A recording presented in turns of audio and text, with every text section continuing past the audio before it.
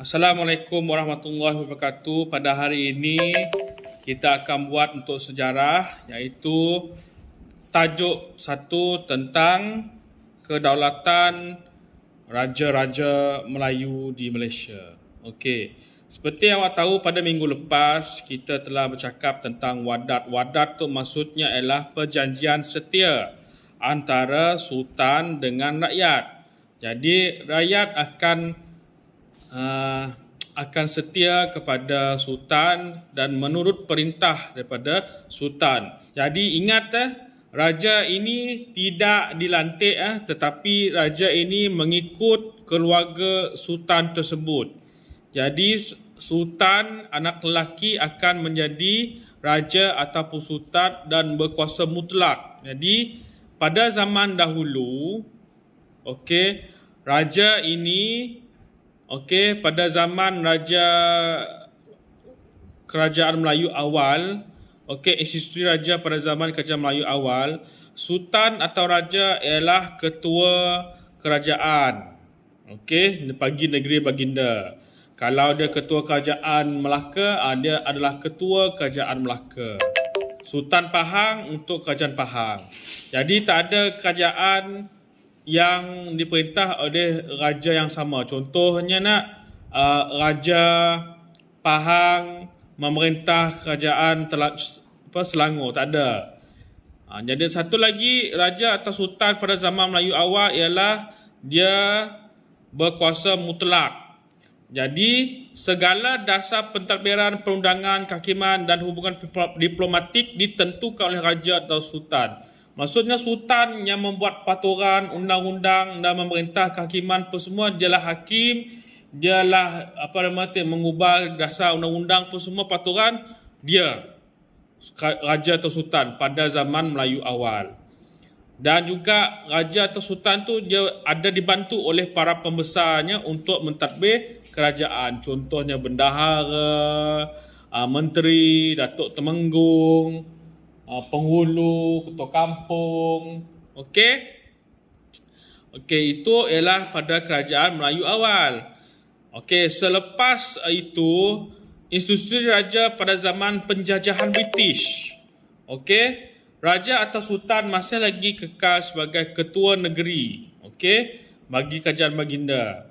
Dan raja atau sultan tidak mempunyai kuasa mutlak. Maksudnya dia tidak boleh membuat peraturan undang-undang sendiri.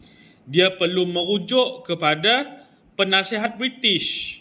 Jadi penasihat British dilantik untuk menguruskan pentadbiran negeri. Maksudnya dia akan mentadbir negeri yang diperintah oleh raja atau sultan. Dan sultan tak ada kuasa untuk melawan penasihat British ini. Jadi raja atau sultan hanya dilantik sebagai ketua agama Islam dan adat istiadat Melayu di negeri baginda sahaja. Contohnya ada majlis keramaian untuk negeri Selangor. Pada waktu itu, jadi raja atau sultan akan jadi ketua sebagai ketua istiadat dan ketua agama Islam. Kalau ada mengaji Al-Quran ke nusul Al-Quan pada negeri tersebut, dialah hari ketua. Penasihat British tak akan campur tangan. Jadi penasihat British dialah mentadbir. Itulah institusi raja pada zaman penjajahan British. Dan selepas itu kita ada satu lagi, institusi raja pada zaman pendudukan Jepun. Raja atau sultan masih lagi dikekalkan sebagai ketua negeri, tetapi masih juga raja dan sultan tidak mempunyai kuasa mutlak dalam pemerintahan. Raja atau sultan masih dikekalkan sebagai ketua agama Islam dan ketua adat istiadat Melayu di negeri masing-masing. Penasihat British tadi telah diganti dengan Gubernur Jepun, dan Gubernur Jepun menguruskan pentadbiran negeri-negeri Melayu. Itulah sebagai institusi raja pada zaman pendudukan Jepun. Jadi Jepun pula berkuasa, dia dinamakan sebagai Gubernur Jepun. Jadi selepas itu kerajaan kita telah telah merdeka dan kedaulatan institusi raja masih lagi dikekalkan. Jadi institusi raja selepas mereka hingga kini. Jadi sekarang tu kita mengekalkan sistem pemerintahan raja dan sultan, tetapi sistem raja berperlembagaan diperkenalkan. Maksudnya kuasa sultan dia mempunyai had-had tertentu. Maksudnya dia tak ada kuasa mutlak. Dia ada kuasa-kuasa tertentu yang ditentukan oleh perlembagaan. Jadi kuasa raja atau sultan adalah tertakluk di bawah perlembagaan negeri. Pentadbiran negeri diketuai oleh menteri besar dan dibantu oleh majlis eksekutif. Okey, itu ikut negeri. Jadi pentadbiran negara diketuakan oleh menteri besar. Contohnya ketua menteri, menteri besar. Okey, contohnya menteri besar di Selangor siapa, menteri besar di Johor siapa. Okey, dia mentadbir. Dan kuasa raja atau sultan masih ada, tetapi tertakluk di bawah perlembagaan negeri. Okey, dia ada kuasa-kuasa tertentu.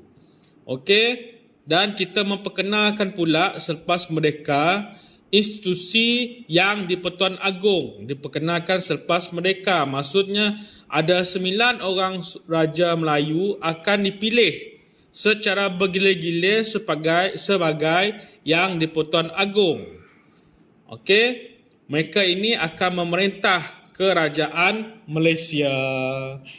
Okey, dan pentadbiran negara akan diketuai oleh Perdana Menteri dan dibantu oleh Jemaah Menteri. Okey, jadi Perdana Menteri kita sekarang ialah siapa?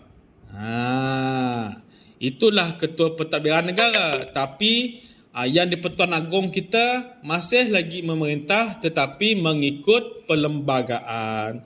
Mesti awak bertanya apa itu perlembagaan. Perlembagaan tu ialah maksudnya undang-undang, peraturan yang telah dibahas, telah dibincangkan dan diluluskan oleh yang di-Pertuan Agong dan dibukukan menjadi sebuah perlembagaan. Nak tahu tak apa perlembagaan pertama sekali? Kerajaan ini dikenali sebagai Kerajaan Malaysia mengikut perlembagaan. Dan dalam perlembagaan agama rasmi negara ialah agama Islam. Tetapi agama-agama lain boleh diamalkan secara bebas di dalam negara Malaysia. Itulah perlembagaan. Dan raja dan sultan masih lagi kekal berkuasa dan kuasa yang paling tinggi sekali ialah yang di-Pertuan Agong. Jadi ada soalan? Terdapat juga kita institusi raja di negara-negara lain. Contohnya di negara seperti United Kingdom, Denmark, di Maghribi. Okey, setiap satunya ada logo-logo tersendiri. Jadi kita pun ada logo juga. Okey. Ini bendera yang di-Pertuan Agong dan ini pula bendera Raja Thailand. Okey. Jadi kalau bendera kuning tu dinaikkan maksudnya inilah maksudnya lambang yang di-Pertuan Agong. Dan bagi sultan-sultan negeri pula dan raja-raja negeri pula dia lain. Okey. Boleh? Ada faham? Kalau ada soalan awak boleh tanya. Lawasip cikgu. Terima kasih.